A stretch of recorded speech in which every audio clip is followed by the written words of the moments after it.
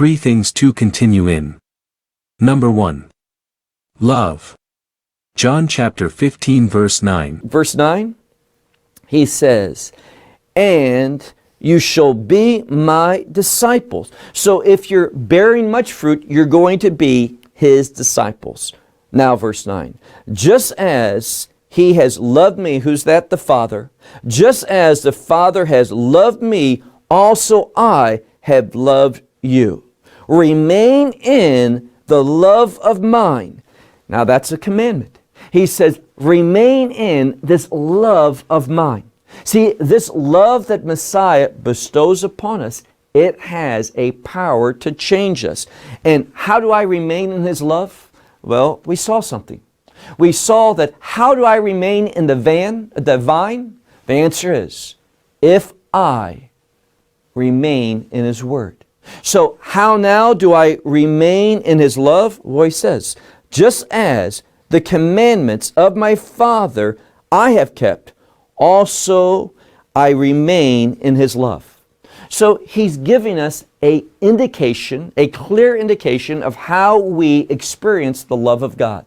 And how do we do that? See, the question is not, does God love me? Yes, he does. The question is, how do I remain in that love, that I have access to that? That love that is going to be transforming of the individual. Well, the answer is right here. You remain in his commandments. And Messiah gives an example. What he's saying is this. I have, and remember where this begins. He says, I am the true vine. What should come into our mind? When we hear this concept, vine, if you come from a Jewish background, vine, that's prayer, borei pri hagefen, who creates the fruit of the vine. And what he's trying to say is this. If we want to live that sanctified life, that's borei pri hagefen is a prayer, the Kiddush, which is a prayer of sanctification. If we want to live that sanctified life, how do we do that? Well, we can't do it without his love. And the love of God, if it's in my life, it's going to manifest that. How? Well, Messiah says, I have kept my Father's commandments, and now you are called to do that same thing, to keep my commandments. And notice the outcome. Look again, verse 10. He says, Number 2. Prayer.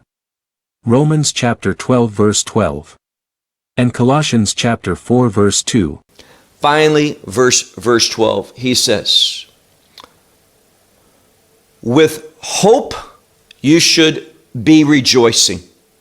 So hope causes us to rejoice. And when we are experiencing tribulation, he says so, do those tribulations go through them with a spirit of endurance, persevering.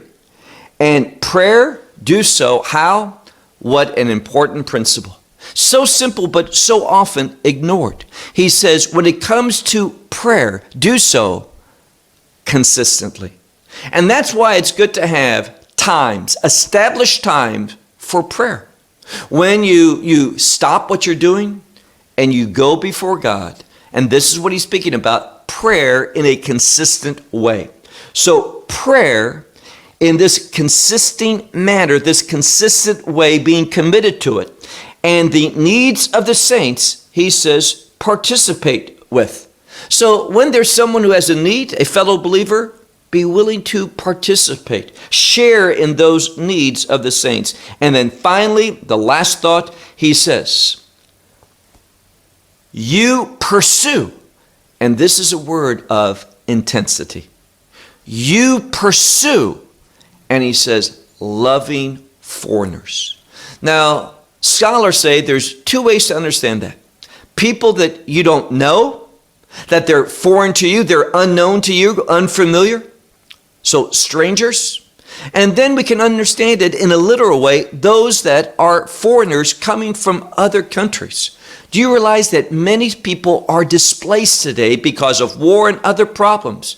We need to pursue loving them in a sincere way. Number 3. Truth. 2 Timothy chapter 3 verse 14. Verse 14. Now, that's the reality of what we should expect. When the scripture says, frequently Messiah said, in regard to the last days, he says, watch out, take heed, be aware. Why? This is what he's telling us that we need to be looking for, because these are signs of the time. In the midst of that, what should we be doing? Well, look at now verse 14. He says again, but you remain. Now, this is the Greek word meno, which means to remain. In John's gospel, oftentimes it's translated abide. And it's a word of continuing. It is not changing course. It's not allowing these things to influence you, to change you. So he says, but you, in contrast to these evil ones, these imposters, he says, but you remain in the things that you were taught and what you have trusted. Now, it's in here, when we look at this word, we see it having to do with things that were entrusted to Timothy.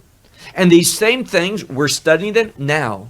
What Paul wrote, this is a wonderful thing. Paul has been dead for over 1900 years.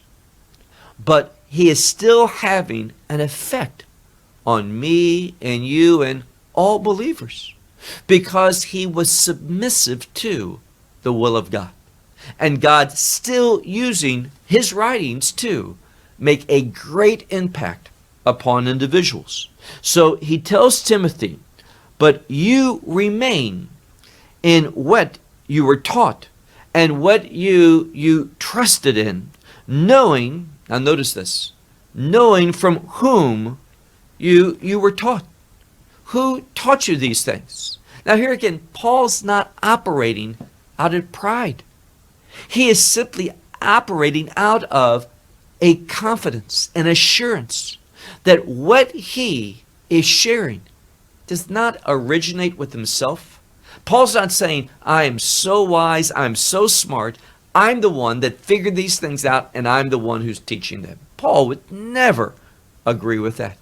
What is he saying?